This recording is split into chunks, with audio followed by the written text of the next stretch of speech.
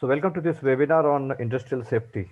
We all know safety is a very important factor in industry, especially in foundry where a lot of mechanization is there. Safety plays an important role for not only for the human, for the equipment, for the products everywhere. So, safety is going to be a critical parameter, and we have very eager to know how this safety can be achieved, how safety will help us in improving improve our efficiency. And for that, we have today a speaker in the form of Mrs. Priyanka Saroke from VDX Solutions. She's done her MBA in HR, and recently she's working with VDX Solutions as a HR analyst. So, welcome, Priyanka, ma'am. Thank you so much, sir. Such a nice introduction of me. As sir told, myself Priyanka Saloke, and I have 3 years of experience. I have experience in automobile sector, pharmaceutical sector, and also corporate sector. Today's topic of our webinar is industrial health and safety. Such a little introduction of industrial health and safety. I want to share my screen.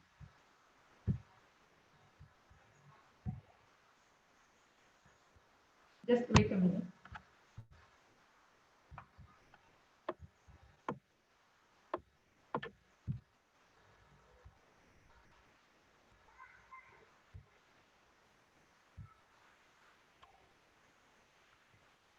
Okay, is it visible to all? Yes, sir.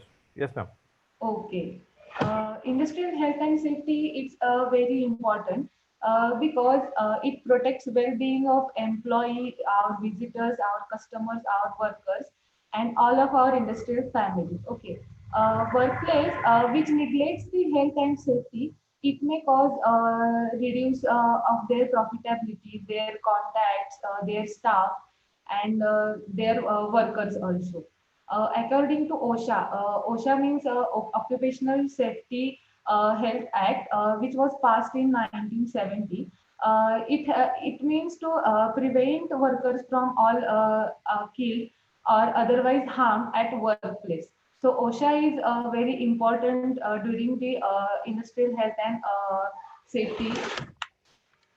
This is the health and safety program, so it is very important for worker as well. So it is in English or Marathi in both languages. First, what is mean by industrial health and safety?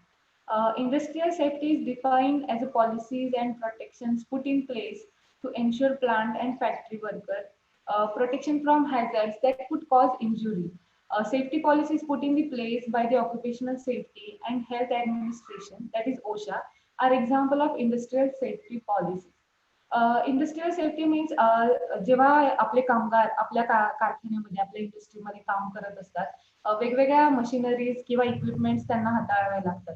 या मशिनरीवरती काम करत असताना त्यांना इजा होऊ नये, त्यांना काही दुखापत होऊ नये, इन केस याने कुठलाही ऍक्सिडेंट होऊ नये, त्यामुळे ही सेफ्टी पॉलिसी ओशाने डिफाईन केलेली आहे.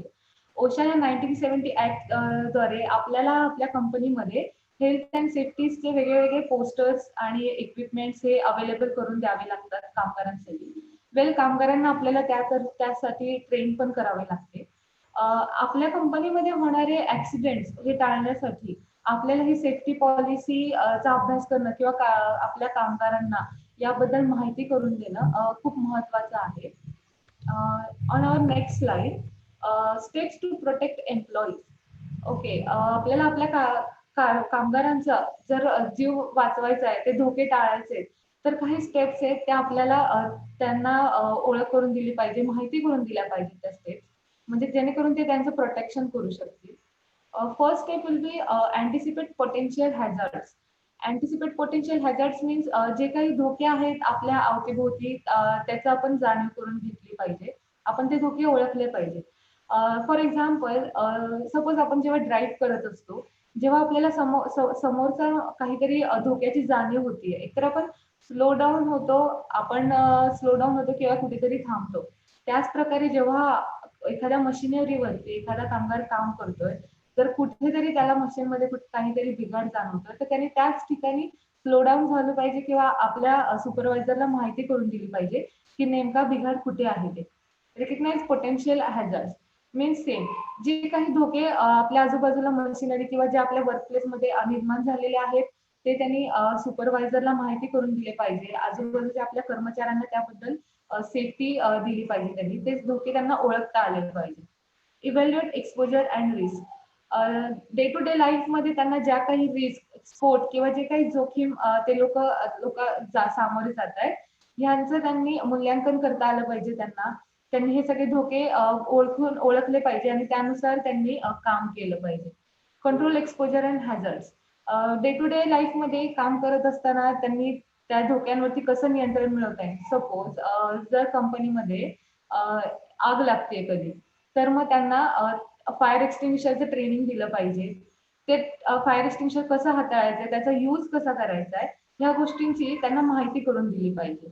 तर आपल्याला ह्या सगळ्या स्टेप्स आपल्या कामगारांना माहिती करून दिल्यानंतर ना आपल्याला समजेल, तेव्हा त्यांचा पण जीव वाचेल यामुळे आणि हे जे काही धोके निर्माण होणार आहेत, हे धोके आपल्याला बऱ्यापैकी टाळता येतील. Next, industrial safety hazards. आता हॅझर्ड्स मीन्स धोके. सो इंडस्ट्रियल सेफ्टी हॅझर्ड्स नेमके कोणते आहेत? Which are these hazards? First, noise and vibration, heat and cold, lightning, gases, vapors, solids, liquid, dust, fumes, etc. And others are lifting, stretching, repetitive motion and stress worker. मोठ्या मोठ्या organisations मध्ये, कारखान्यांमध्ये काम करत असताना काही ठिकाणी खूप सारं नॉईज, व्हायब्रेशन्स असतात. काही ठिकाणी हीट अँड कोल्ड, काही ठिकाणी इलेक्ट्रिक इक्विपमेंट जास्त प्रकारे वापरण्यात येतात. काही ठिकाणी गॅसेस थ्रू त्यांचं प्रोडक्शन चालू असतं. त्यामध्ये वेगवेगळे लिक्विड, सॉलिड्स फॉर्म्युलेट केलेले जातात. त्यानंतर काही ठिकाणी हेवी जॉब वर्कलोड असतो. त्यामध्ये लिफ्टिंग, स्ट्रेचिंग, रिपिटेटिव्ह मोशन अशा वेगळ्या वेगळ्या गोष्टींचा वापर होतो. आणि काही ठिकाणी स्ट्रेस वर्कलोड ह्या गोष्टींचा सामना करावा लागतो.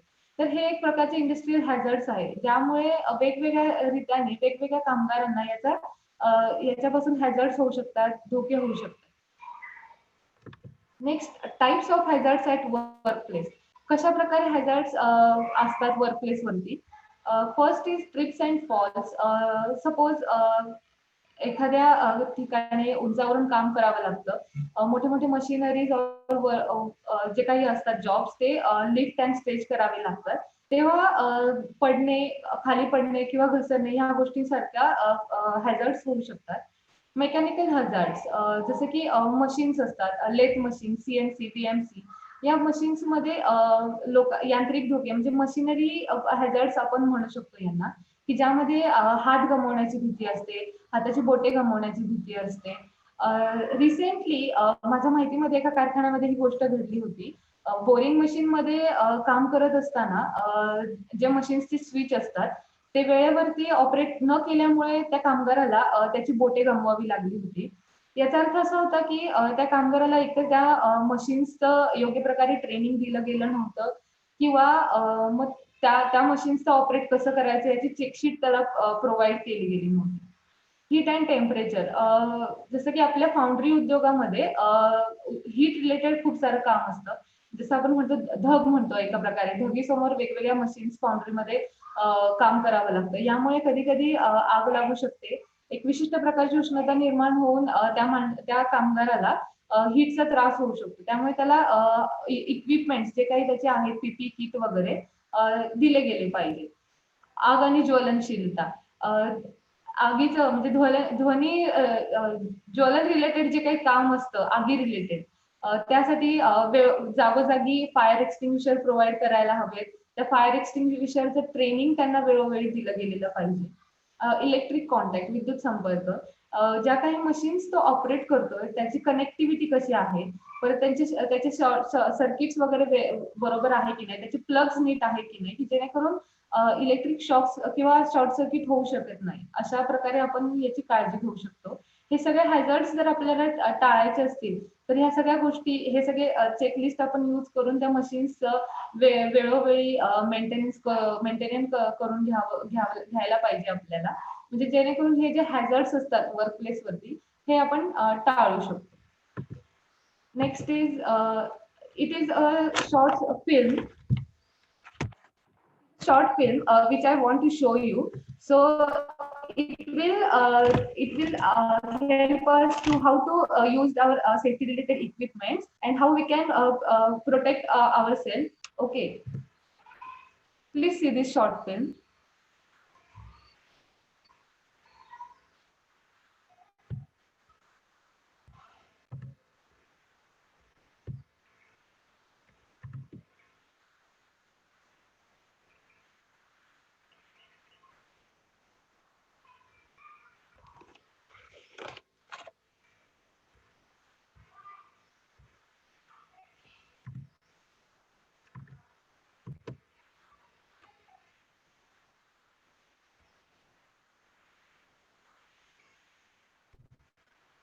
Is it audible, sir? Hello. It is not audible. Now, No. mm, we can watch like this. Yes, yes, no problem.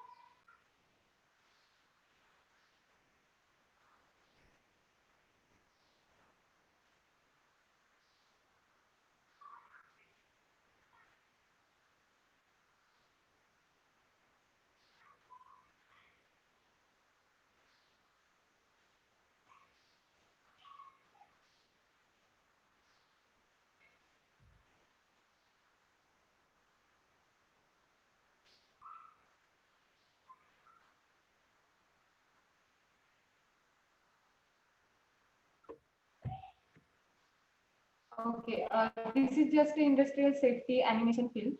In this film, they covered all our safety related equipments and their use.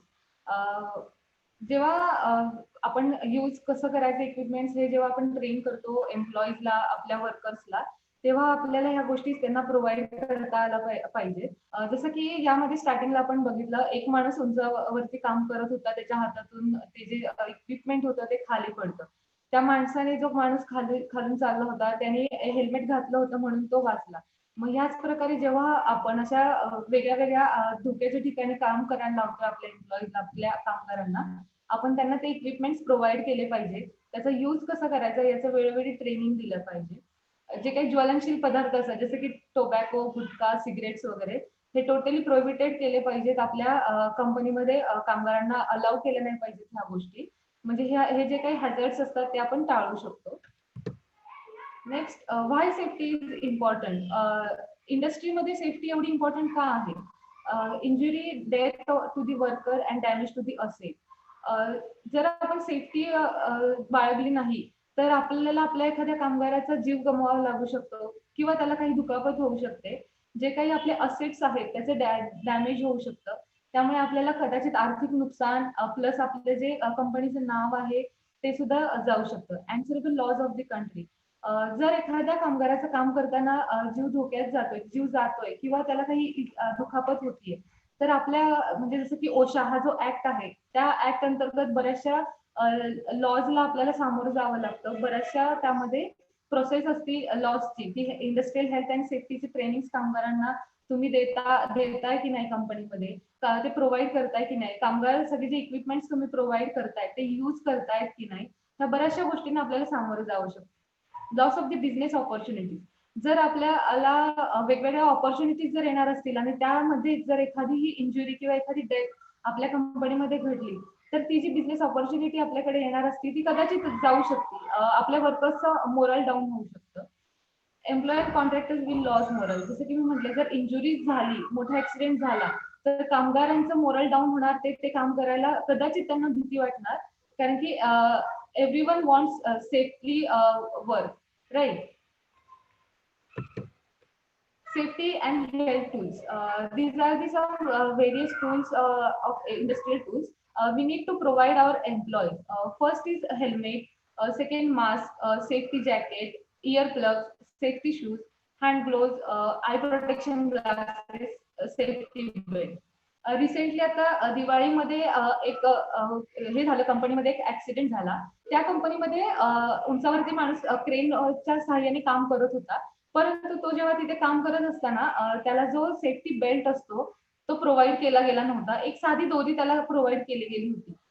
त्या दोरीची मजबूत बहुतेक पकड नव्हती तर त्याच्यामुळे त्याचा accident झाला आणि त्याच्या डोक्याला गंभीर इजा झाली.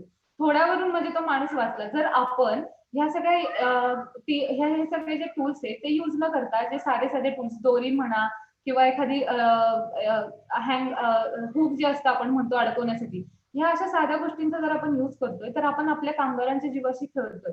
हे असं न करता त्यांना जे काही इक्विपमेंट्स आहेत सेफ्टी रिलेटेड ते सगळे प्रोव्हाइड करा. त्यांना ट्रेनिंग द्या त्या इक्विपमेंट्सचं आणि compulsory they have to use this tools. Next workplace health and safety do's and don't. Do educate your workforce. जर तुम्ही कंपनीमध्ये एखादी नवीन मशीन आणताय तर त्या मशीनचं ट्रेनिंग तुम्ही द्यायला पाहिजे आपल्या तुमच्या वर्कफोर्सला तुमच्या वर्कर्सला. सपोज एखादी न्यू रिक्रुटमेंट करताय तर तेव्हा तुम्ही अगदीच नवीन आलेल्या कामगाराला लगेच मशीनवरती वर्क देण्यापूर्वी त्याला त्या मशीन रिलेटेड ट्रेनिंग द्या. जो माणूस त्या मशीन रिलेटेड वेल ट्रेन आहे त्याच्या अंडर त्याला काही दिवस काम करू देत. त्याला अंडर सुपरविजन त्याने काम केलं पाहिजे आणि मगच त्यांनी ती मशीन हाताळली पाहिजे. Don't take a shortcuts on procedure. एक खूपच छान वाक्य आहे लाईन आहे एक खूप छान. Take a shortcut and you will be cutting your life short. म्हणजे जेव्हा तुम्ही जर शॉर्टकट यूज करताय इन केस म्हणजे तुम्ही तुमची लाईफ जी आहे ती अगदी शॉर्ट करताय. हे शॉर्टकट्स यूज न करता जी काही तुम्हाला चेकशीट प्रोव्हाइड गेलेली आहे जी काही तुमच्या मशीनची प्रोसिजर आहे ती तुमचं काम करण्याची प्रोसिजर आहे ती तुम्ही यूज करूनच तुम्ही प्रॉपर काम केलं पाहिजे. Do be aware of your surrounding. तुम्ही जेव्हा कारखान्यामध्ये काम करताय तेव्हा फक्त स्वतः पुरतं असं काम केलं नाही गेलं पाहिजे. आपल्या आजूबाजूला आपल्या इतर कामगारांना काही प्रॉब्लेम आहेत का, मशीन रिलेटेड काही प्रॉब्लेम आहे का, इलेक्ट्रिक काही प्रॉब्लेम आहे का, ह्या सगळ्या गोष्टी लक्षात घेऊन वेळोवेळी त्या गोष्टींचं माहिती सुपरवायझरला किंवा तुमच्या मॅनेजमेंटला तुम्ही करून द्यायला पाहिजे. Don't be quiet about unsafe condition. Suppose एखाद्या LCB नाहीये एखाद्या कंपनीमध्ये की जेणेकरून शॉर्ट सर्किट होऊ शकतो, एखादी मशीन प्रॉपर मेंटेनन्स केली गेलेली नाहीये, ह्या सगळ्या गोष्टी तुम्ही तुमच्या मॅनेजमेंटला लक्षात आणून दिल्या पाहिजे. नुसतंच काम करत राहिलं नाही पाहिजे, तर आपल्या मशीनची देखभालही केली गेली पाहिजे. Do encourage regular break. जर तुम्हाला मॅनेजमेंटने जे काही तुमचे ब्रेक्स दिलेले आहेत, काही ठिकाणी बघितलंय कंपन्यांमध्ये मोठ्या मोठ्या ज्या मशीन्स असतात त्या मशीनमध्ये 2 ऑपरेटर लोक काम करत असतात. दोघांनी सोबतच ब्रेकवर जाणं हे टाळलं पाहिजे. प्रत्येकाने आपले जे ब्रेक्स आहेत त्या वेळेत घेऊन रेग्युलर ब्रेक्स घेऊन आपल्या कामावरती पुन्हा आलं पाहिजे. Do wear protective equipment. जे आपण इक्विपमेंट्स बघितले आपण ते तुम्ही रेग्युलर यूज केले गेले पाहिजे. बऱ्याचशा कंपन्यांमध्ये काय होतं, जेव्हा एखादं सेफ्टी ऑडिट असतं किंवा जेव्हा एखादे गेस्ट येणार असतात त्यावेळेसच त्या सगळ्या गोष्टी बाहेर निघतात, त्यावेळेस ते इक्विपमेंट्स वापरले जातात. तर हे असं न करता ते इक्विपमेंट्स तुम्ही प्रोव्हाइड करा आणि आपले वर्कर्स ते यूज करतायत की नाही हे बघा आणि त्यांनी ते यूज केलेच पाहिजे. Don't block emergency exit. बऱ्याच ठिकाणी काय होतं, हेवी वर्क मशीन्स किंवा हेवी वर्क बॉक्स हे इमर्जन्सी एक्झिटच्या डोअर पाशीच ठेवले गेले जातात. मग जेणेकरून काय होतं, सपोज एखादी इमर्जन्सी येते आपल्या कारखान्यामध्ये आपल्या कंपनीमध्ये, आपण तिथून पटकन त्या इमर्जन्सी डोअरनी बाहेर गेलं पाहिजे, जाता आलं पाहिजे आपल्याला. त्यामुळे हे जे इमर्जन्सी एक्झिट्स आपल्याला दिलेले असतात ते कधी ब्लॉक करू नयेत. ते नेहमी मोकळे असावेत की जेणेकरून सपोज कधी एखादी दुर्घटना घडली तर आपण तिथून त्या इमर्जन्सी डोअरने बाहेर जाऊ शकतो. Do ask for help. कधी तुम्हाला काम करताना काही प्रॉब्लेम आलाय, कुठेतरी काहीतरी प्रॉब्लेम वाटतोय की काहीतरी मशीन मध्ये गोंधळ वाटतोय, तुम्ही हेल्प घेतली पाहिजे. सुपरवायझरला ते दाखवून दिलं पाहिजे. Place a train person on dangerous machine. जसं की मी पहिलं म्हटलं की जे काही डेंजरस मशीन्स असतात त्यावरती एक वेल ट्रेन आणि वेल एज्युकेट पर्सनच तुम्ही तिथे प्रोव्हाइड केला गेला पाहिजे. फ्रेशर्स तुम्ही डेंजरस मशीन वरती प्रोव्हाइड न करता त्यांना अंडर सुपरविजन ठेवायला पाहिजे. Don't wear loose cloth. Loose cloth म्हणजे काय की जसं की लेडीजच्या बाबतीत ह्या गोष्टी खूप वेळा होतात. कुठेतरी मशीन मध्ये ओढणी अडकणे, कुठेतरी ड्रेस अडकणे, हे असं होऊ नये म्हणून प्रॉपर क्लोथ्स तुम्ही जे कंपनीने तुम्हाला दिलेले आहेत तेच तुम्ही वेअर करायला हवेत, जेणेकरून हे ऍक्सिडेंट्स आपण टाळू शकतो. नेक्स्ट आहे how you can identify health and safety problems. Health and safety problems, how we can identify these problems. The first is investigate complaints of your workers. Suppose एखादा वर्कर काही कंप्लेंट घेऊन येतोय, तर rather त्याला ignore करण्यापेक्षा नेमकी ती complaint काय आहे, जर ती कंप्लेंट व्हॅलिड असेल तर त्याचं प्रॉपर इन्व्हेस्टिगेशन झालं पाहिजे. प्रॉपर त्या कंप्लेंटच्या अगेन्स्ट काहीतरी सोल्युशन्स त्या वर्करला आपण द्यायला हवं.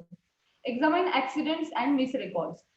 जसं मी मगाशी एक्झाम्पल दिलं की त्या कंपनीमध्ये त्यांनी सेफ्टी बेल्ट यूज करायच्या ऐवजी त्यांनी जो दोर वापरला होता त्यामुळे तो ऍक्सिडेंट झाला.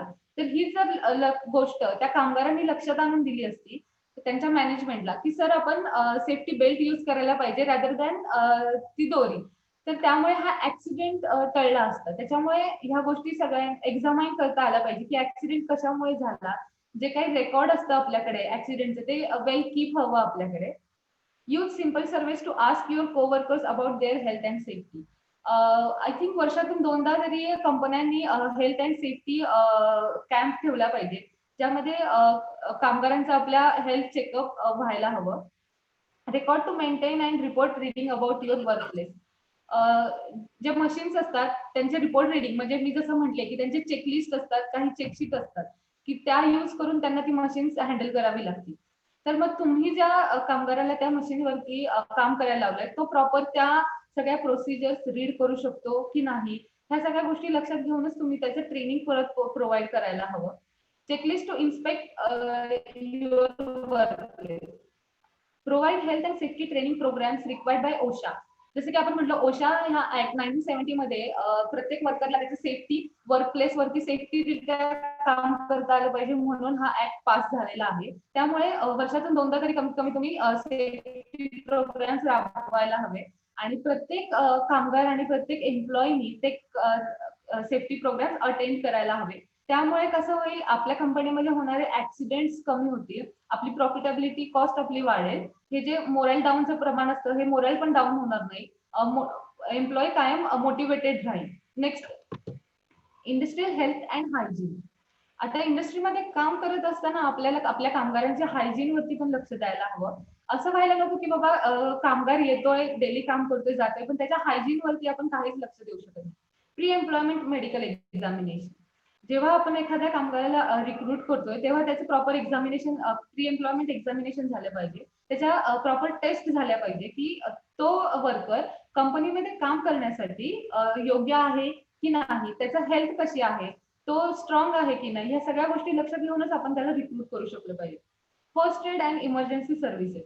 प्रत्येक कंपनीमध्ये first aid and emergency services असल्याच पाहिजे. First aid means first aid box असला पाहिजे, फायर एक्सटिंग्विशर असले पाहिजे जागोजागी, जेणेकरून जर सपोज एखादी कोणाला दुखापत होतीये तर त्या फर्स्ट एड बॉक्स जे मध्ये ज्या काही गोष्टी असतात, साहित्य असतात मेडिकल, त्या कशा युज करायच्या, कुठल्या क्रीम्स त्यामध्ये ठेवायला हव्यात, या सगळ्याचं नॉलेज, या सगळ्याची ट्रेनिंगही प्रॉपर व्हायला हवं. Supervision over sanitisation, hygiene and canteen facility. आपल्या कॅन्टीन मध्ये सगळ्या गोष्टी व्यवस्थित आहे की नाही, जे त्यांना फूड प्रोव्हाइड केलं जातं ते हायजीन युक्त आहे की नाही, किंवा तिथे सॅनिटायझेशन वेळोवेळी होतं की नाही, हाऊसकीपिंग जे काही मटेरियल यूज वापरतं कंपनी स्वच्छ ठेवण्यासाठी, ते मटेरियल योग्य प्रमाणात वापरता येते की नाही, किंवा त्या गोष्टी ते वापरतायत की नाही, ह्या गोष्टीवरती सुपरविजन असलं पाहिजे. Attend health and safety training. Health and safety training attend करायला हवी आपल्या कामगारांनी, बिकॉज त्यांची हेल्थ आणि सेफ्टी, जर ते सेफ असतील तर आपलं काम जोरात चालणार आहे. त्याच्यामुळे हेल्थ अँड सेफ्टी त्यांनी अटेंड करायलाच हवी. Avoid smoking and chewing tobacco inside the company premises. Company प्रिमायसेसच्या आतमध्ये टोबॅको नाही पाहिजे. सिगरेट्स आणि जे काही अदर प्रोडक्ट्स असतात, ह्या जे ज्वलनशीलता आपण म्हणतो की ज्यामध्ये नुकसान होऊ शकतं कंपनीचं किंवा नाव खराब होऊ शकतं, ह्या अशा गोष्टींना कंपनीच्या प्रिमायसेस मध्ये परमिशन नाही दिली पाहिजे. Develop health and safety policy. जागोजागी आपल्या कंपनीमध्ये हेल्थ अँड सेफ्टी जी पॉलिसी आहे ती डिस्प्ले केली गेली पाहिजे. सपोज आपण एखादं काम करतो आहे जे डेंजरस आहे, जसं की वेल्डिंग झालं, ग्राइंडिंग मशीन झालं, त्या ठिकाणी कॉशन्स म्हणून जे काही बोर्ड्स असतात ते बोर्ड्स आपण यूज केले पाहिजे. तेवढा सुद्धा बंद केला पाहिजे. तिथे कोणाचं येणं जाणं जास्त झालं नाही पाहिजे की जेणेकरून ऍक्सिडेंट्स होणार नाही. That is good housekeeping. Housekeeping जे आपलं रेग्युलर होतंय की नाही, सॅनिटायझेशन रेग्युलर होतंय की नाही, या सगळ्या गोष्टी आपल्याला बघितल्या पाहिजे, तरच आपल्या कामगारांची हायजीन मेंटेन राहणार आणि त्यामुळे अटेंडन्सचं जे प्रमाण असतं ते पण व्यवस्थित राहणार. Next, Bhopal gas tragedy. Bhopal gas tragedy सगळ्यांनाच माहिती असतं. भोपाळ गॅस ट्रॅजेडी डिसेंबर 2, 1984 मध्ये झाली होती. इंडिया वर्ल्ड बिगेस्ट ट्रॅजेडी म्हणून भोपाळ गॅस ट्रॅजेडीचा उल्लेख होतो. यामध्ये 20,000 प्लस लोकांना आपला जीव गमवावा लागला होता. एका रात्रीमध्ये टॉक्सिक मटेरियल इथिलाइन म्हणून एक गॅस आहे तो लीक झाला होता.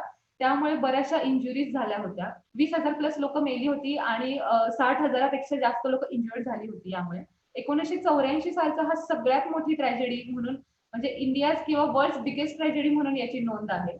कॉज म्हणजे हे का झाली, कदाचित त्या काळी वेगवेगळे सेफ्टी इक्विपमेंट्स नव्हते, ते यूज कसं करायचं ह्या गोष्टींचं ट्रेनिंग प्रोव्हाइड केलं गेलं नव्हतं. Most of the systems not functioning, म्हणजे त्या ज्या सिस्टीम्स होतात त्या कशा वापरायच्या किंवा त्याचा काय उपयोग होतो हे काही तिथे तेव्हा डिफाईन केलं गेलेलं नव्हतं.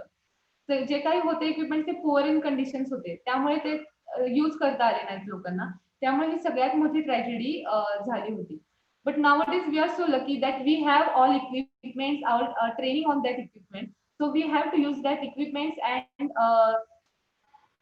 and we need to use that equipments and also provide our workers how to use that equipments and कसं ते जे ऍक्सिडेंट्स वगैरे आपल्याला टाळता येतील, हे सगळ्या गोष्टींचं आपण त्यांना ट्रेनिंग देऊ शकतो. आणि हे मोठे मोठे जे ऍक्सिडेंट्स किंवा इंजुरीज आपण डे टू डे लाईफ मध्ये जे फेस करतोय ते आपल्याला टाळता येऊ शकते.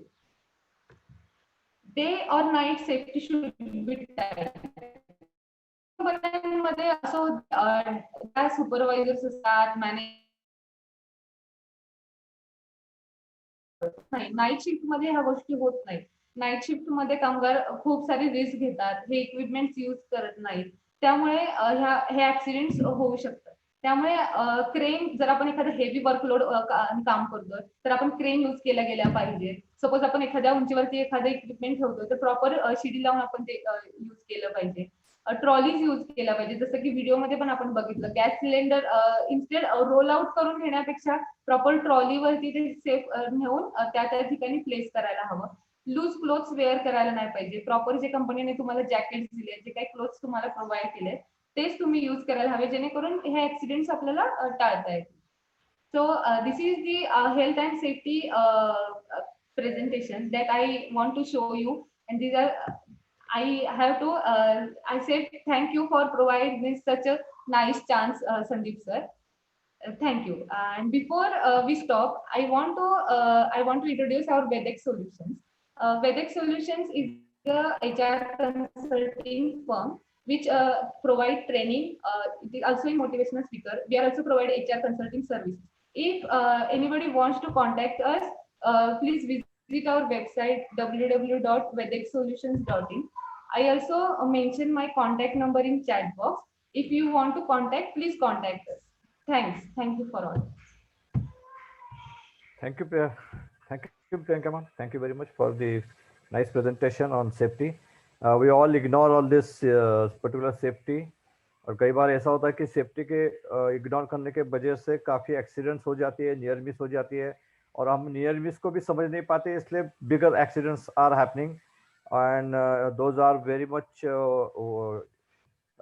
hectic for us. It may take our life, it may make ourselves handicap, or it is also not good for the organization, as it is taking out their brand name.